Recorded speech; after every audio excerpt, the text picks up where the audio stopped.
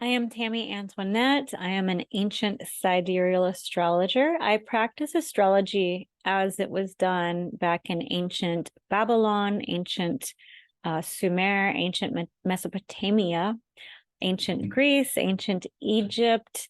And today I want to speak into this divide between ancient astrology, the way ancients did their astrological predictions, and the way the modern astrologers do it, because it was a very pure art and science back in ancient times, comparatively to now, when it's become diluted, especially in the West. So the only way that I could be here today as an astrologer, living my most fulfilling mission and purpose, is because I finally, after all of my trial and error, found the right astrologer myself. Even though there were many foundational events, developmental experiences, and earth-shattering transformations leading up to the final event of meeting with the purest guidance and support, consulting with the right astrologer was the most important experience to set my mission and my purpose. And I do pray for the continued privilege to be able to serve my mission in the highest integrity by doing my part to contribute to the upliftment of humanity into our highest authenticity, our mission, fulfillment of our lives' purposes, and in continued reminder of our own the intricacies of our divinity as co-creators on this planet. And I'm speaking into this from a place of love, passion, and responsibility in connection with my ancestors, all of our ancestors, and with the intention of triggering my community and fellow astrologers into healing, into higher expansion, into the purest truth and clarity. So I have been noticing that there is a lot of distractive noise in the astrological community within this new age of overflowing information technology. And I would like to see more astrologers step up into higher integrity, in clear connection with the power of nature, in purified connection between Mother Earth, the human being, the cosmos, and all of our lineages. It is time now, during this time of awakening, for us to take greater responsibility as leaders in our communities, and in purifying this channel in service to the greatest development of humanity. Based on the first documentation of the ancients and beyond, at least since the time of Sumer, Babylon, Akkad, Mesopotamia, ancient Greece, ancient Egypt, and even Eden, astrology has been considered the royal art and the queen of all sciences. And the stars of the astrologer are in the constellation of Leo, which many astrologers don't know. And I'll speak into this in a little while, but the constellation on the ecliptic ruled by the sun, the only constellation on the ecliptic ruled by the sun, is the constellation of Leo. The sun is the king of the solar system. Leo is the creative child, the creative leader, the pure child. And during ancient times, the priests and the priestesses were the only astrologers. The astrologers were astronomers, as it was their mission to keep their channels clear, in high integrity, in service to the leaders of kingdoms. Astrology was a highly revered art and science with high integrity, high dignity, purity, and power. And if you wanted to find your horoscope, you could only find it in the royal library. There were 3 night watchmen watching the sky. The 3 priests were watching the sky. The 3 wise men would take turns watching the sky at night, and they would document everything that they saw in the sky. So this is where you were to find your horoscope, as the astrologers worked for royalty. That's who they served. And just recently, astrology has become more diluted to be considered more of a mere novelty, because, well, we've been using a 2D projected image to determine what's happening on the 3D celestial sphere.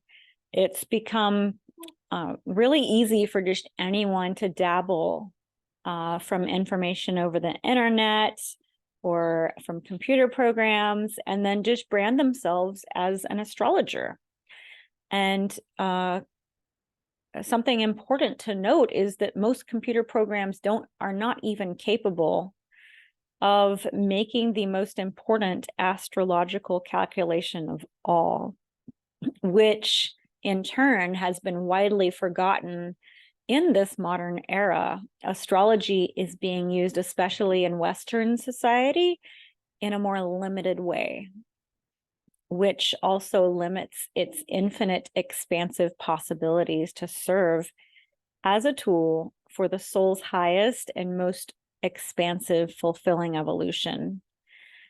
This time right now of planetary awakening is ripe to set a higher standard within the astrological community, so that humanity has greater access to the fullest and the highest potential of its purest capabilities. So the embodiment of an astrologer, feet on the earth, eyes on the sky. Astronomers have been making a laughing stock of mainstream astrologers, and for good reason. What makes one an astrologer if they aren't looking at the sky consistently and for long periods of time? Can simply studying from a book, a computer program, or teachers who aren't deeply studying the ever-changing sky either make one an astrologer, a good astrologer? It's time to bring back the astronomer into the astrologer, in order to restore the purity and the integrity of the queen of all sciences. An example is this: if we aren't traveling up to the hills at 4 a.m. in expectation of seeing the heliacal rising of a star or a planet, and this is when it's coming into phase after it's been hidden under the rays of the sun for some time, we're missing the whole picture of what the birth of an entire new cycle is bringing us. And whenever a planet or a star shows itself out from under the rays of the sun, it brings a whole new cycle for that planet that planet's bringing us. So how do we even know when to go to the hills to watch for the ascent or the descent of an evening star or a morning star or planet before or after its invisibility? Does the computer program calculate this for you? Very few will attempt this, as accuracy of this calculation is tricky. It's dependent on many fluctuating considerations. And so it's become easy just to forget about this most important foundational knowledge and experience of astrology. If we miss the pure connection of observation, of physical observation with our six senses, we're missing the most important signs and omens of what's to come for an entire new cycle. If we are making all of our predictions based on what the computer program says, we are limited to predicting only from a 2D perspective. How far can a 2D observation be relevant to our 3D life experience? How effective can the 2D chart be for us? So it's wonderful for making calculations. It is wonderful. We're blessed to be able to have this tool, but to rely on mainly 2D observations is limiting to ourselves, and it's limiting to our clients. What it deeply means and how it deeply feels to be the living embodiment of an astrologer is missing. We can't operate from our pure zone of genius as an astrologer if we're not downloading the messages directly from the real sky. Minimizing the most important tool of an astrologer, that is feet on the ground and eyes on the sky, minimizing this is a disservice to humanity. For example, if we consult our clients with a preferred wedding date, while Venus, the goddess of love and partnership, is invisible in the underworld, that would be equal to malpractice in the medical profession. And we can't see this if we're only looking behind a computer program or a drawing on a piece of paper of an expected date coming up. Of highest importance for the boundlessness of an astrologer are the embodied omens of nature, such as color fluctuations of the first appearance of a star, what else is happening in the sky and the environment at the moment of a star's birth, such as the wind direction, the stillness, if there are clouds or shooting stars, and if the star or the planet births into the sky later than expected. These embodied experiences that are meant to be experienced through all six senses are of utmost importance. How can one really call himself an astrologer? By looking at a computer screen or a paper and then going outside only at random whenever you feel up to it. And as astrologers analyzing natal horoscopes that are based on the moment of a birth, we know that the beginning always shows the whole. We are all taught this. Every astrologer is taught this. And it's the law of the cosmos. It's a very basic law. The entire picture and experience of a heliacal birth of a star or a planet, and the disappearance of a star or a planet always shows the whole of the particular divinity's new cycle. And this is the purest way to accurately predict the big picture of what this star is bringing us or what it's taking away from us. So also our ancestors made it a point that we as astrologers put into utmost importance the calendar of creation. So what this is simply is the remembrance of the fact that the planets in our solar system that most Western astrologers that I see focusing solely upon is simply, it's a lower level karmic system.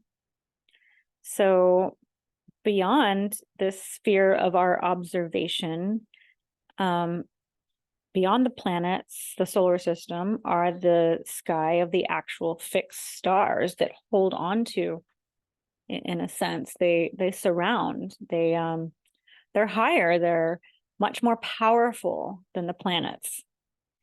If we are focused on solely using the tropical system, well, we may be projecting an image over the actual astronomical fixed stars and then disregarding their hierarchy and their power altogether. So the modern astrologers are, what they do is they place the spring equinox, they put a projected image of 0 degrees Aries being conjunct the spring equinox, but it has not been there since we were in between moving from the age of Aries and into the age of Pisces. It hasn't been there since then.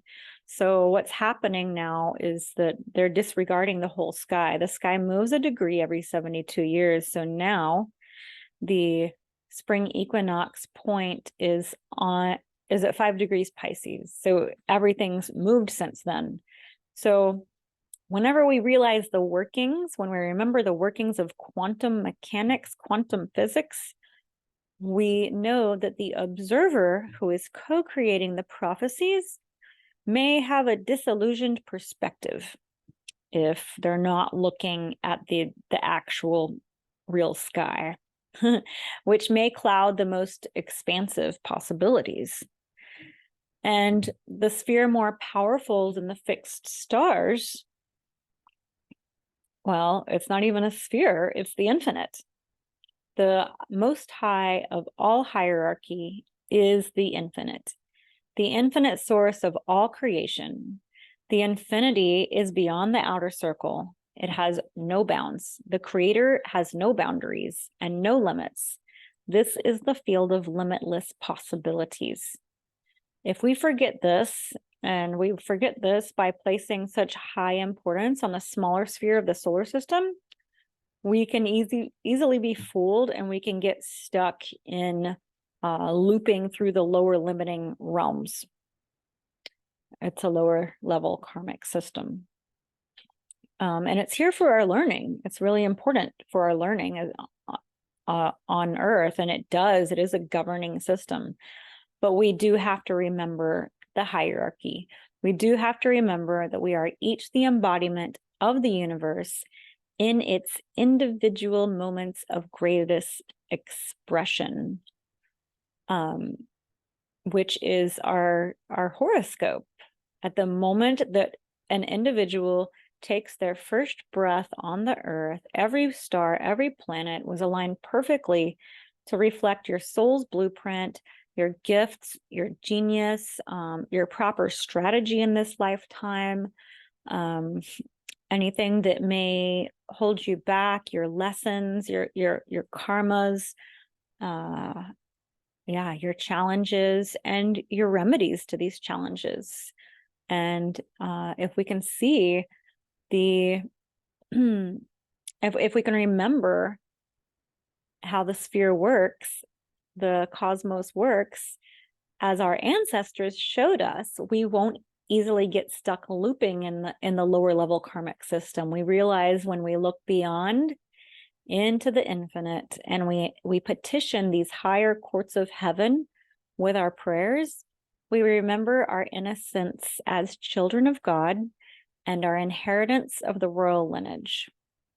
We are then reconnected with our infinite potential and our limitless possibilities. We are miraculously put under grace rather than karmic law, and we evolve and we transcend our karmic blueprint moment by moment as infinite co-creators, simply with the awareness and remembrance of the hierarchy. We can then, as astrologers, be the best guides and support for our clients, for our listeners within the ever-changing perfect cycles of this beautiful Earth school. When we emphasize the important laws and foundations of nature, we keep our intention, our focus, our channels clear as astrologers, and we stay out of fear and duality consciousness.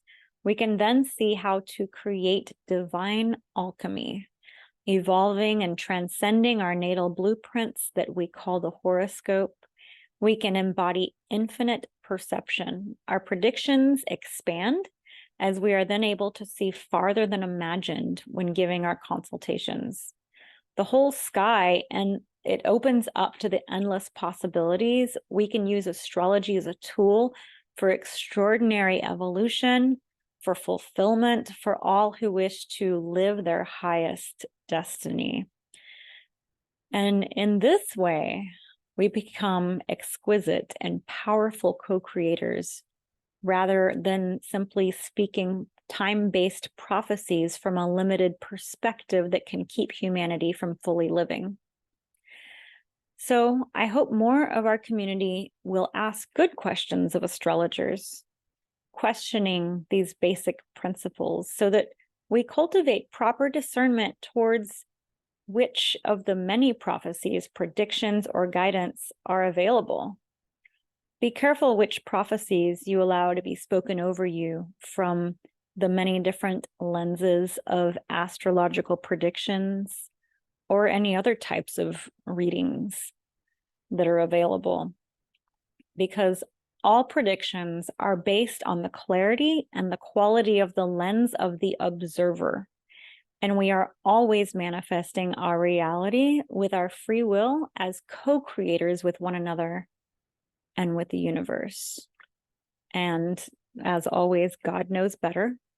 And if you have any questions or anything to share with me, please leave me a comment. Send me a message. I'd love to hear from you. And Please subscribe to this channel so you can see more material like this. Also, I have ways to help you alchemize your horoscope so that you can live an abundant life of empowerment, fulfillment, and success within your innate zone of genius and your highest destiny, while staying out of overwhelm and distraction. So I will leave those links and descriptions for you below. Don't forget to subscribe, and much love, joy, and peace to you.